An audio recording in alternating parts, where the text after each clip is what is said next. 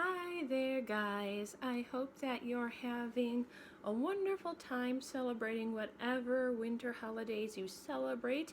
Sorry about how bulky I look in this video. I am cold literally all the time, sometimes even in the summer, so I'm wearing a thick winter coat right now.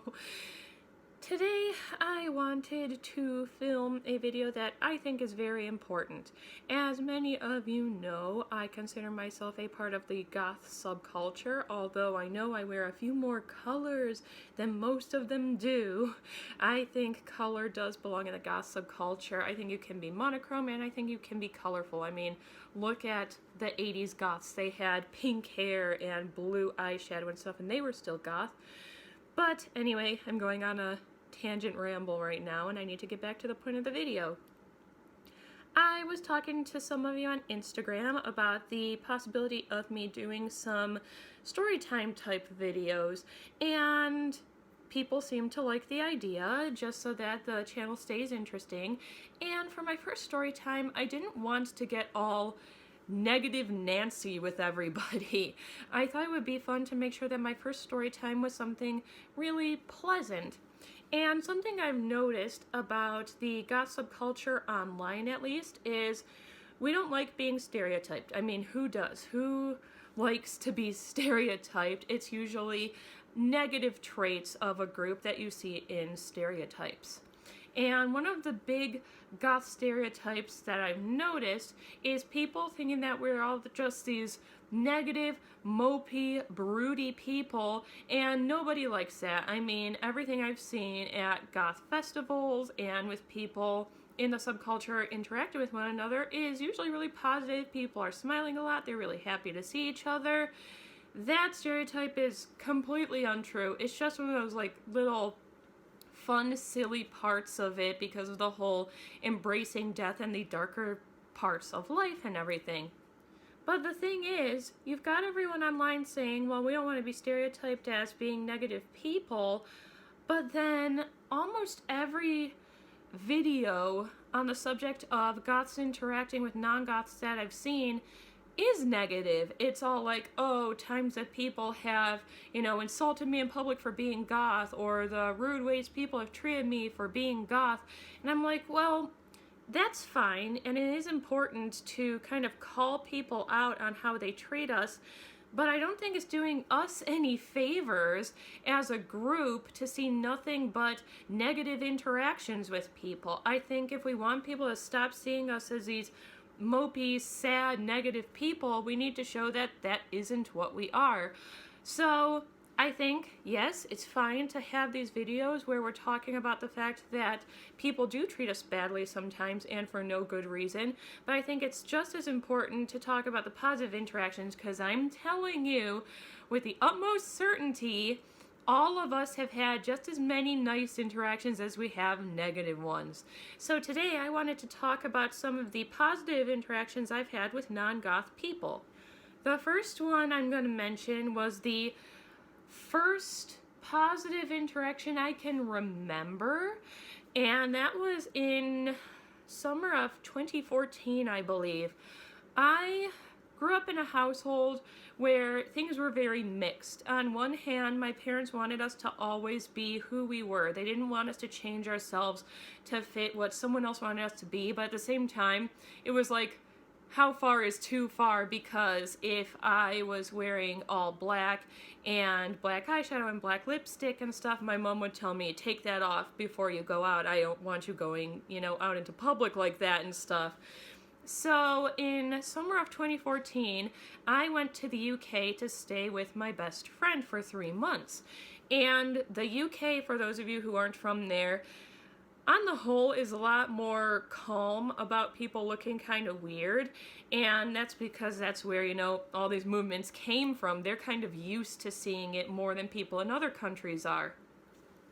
And being that I was in an environment like that, and being that I had a little more independence because I was not in my parents' house for that 3 months, I decided it was the perfect opportunity to look the way I wanted to look. So I more or less had my makeup like this. I had bright purple hair, and I was wearing a black suit. And I think it was during a weekend that we had decided to go into London for a couple of days, and we were waiting for a bus that we needed to arrive. And while we're waiting, we were watching this one-legged pigeon and like having the best time talking about how cute it was and how she was still getting around, you know, and not letting her disability get in her way and stuff. And as we're sitting there talking about this random pigeon, this much older lady, I mean, like, she was in probably her late 50s or early 60s, came walking up, and I was kind of used to the fact that if people were gonna approach me, especially if they were older people, it probably wasn't gonna be a very pleasant interaction. And she came up smiling, though, and she looked at both of us. I believe my best friend also had purple hair. We were doing a lot of matching hair then. And she looked right at us, and she was like, "I love your hair. Your hair is so cool. It's so cute. I love how purple it is. It's so pretty. You have a beautiful day. Cheers." And she just walked off and went back to her business. And we both looked at each other for a minute silently and then started laughing and smiling because it was just such a nice interaction. I mean, she didn't want anything from us. She wasn't bothering us. She just wanted to stop for a minute to let us know she thought our hair was cool and go on with her day. And I actually had a lot of little mini interactions with people while I was there like that, where they just thought that my hair looked cool or my makeup looked cool. And it was just nice. Another interaction I had was actually in 2017, October of 2017, I believe. Phoenix and I had gone to New Jersey to stay with her best friend because we were going to go to New York City Comic Con.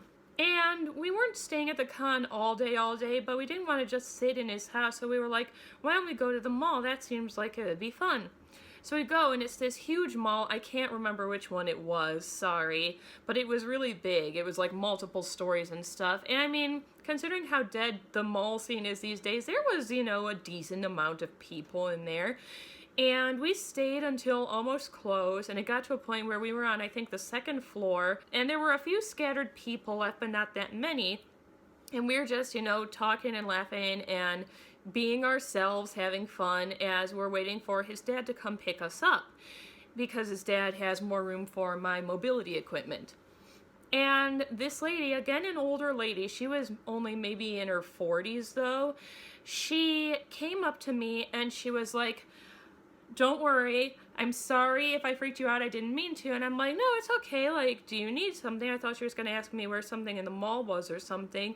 And she was like, "I just wanted to tell you, you look so beautiful." Now at this time I had green and black hair, black lipstick.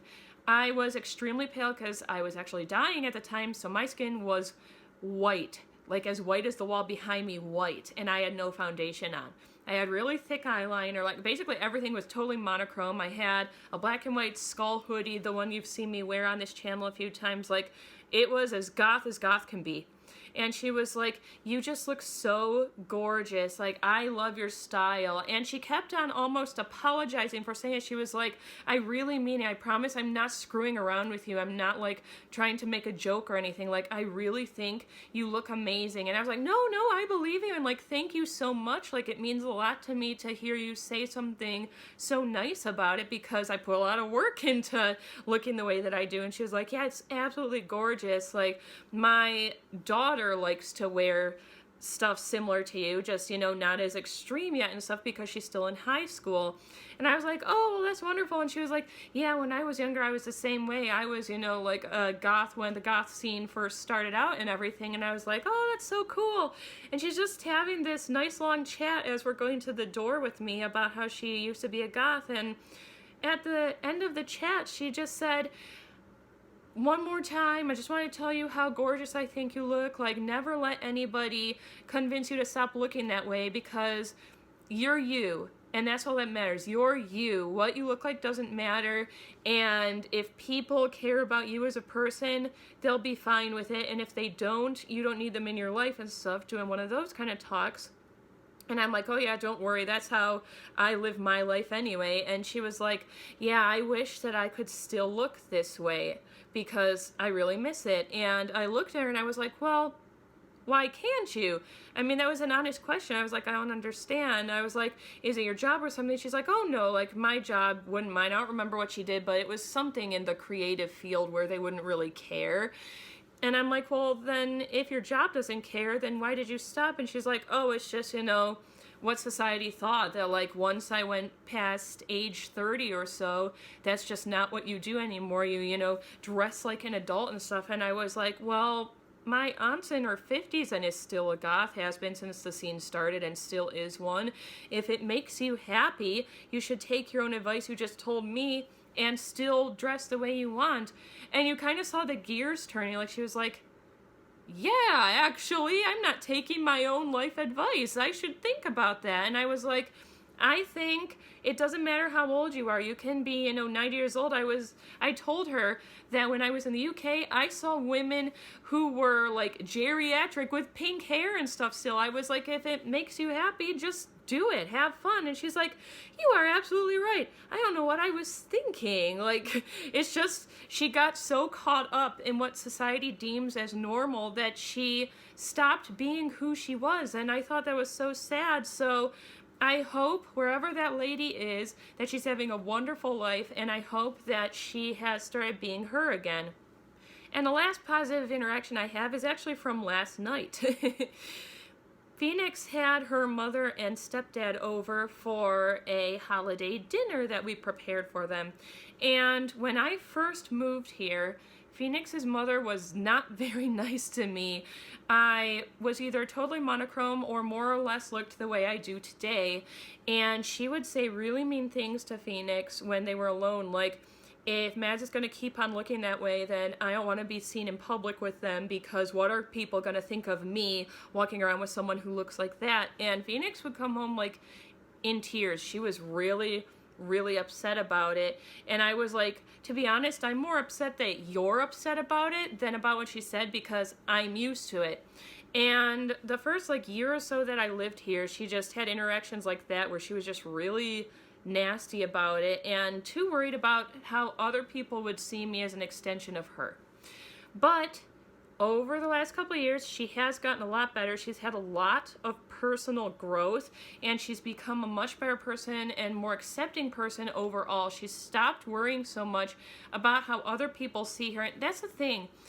That's the funny thing to me about everybody else versus the goth subculture, actually.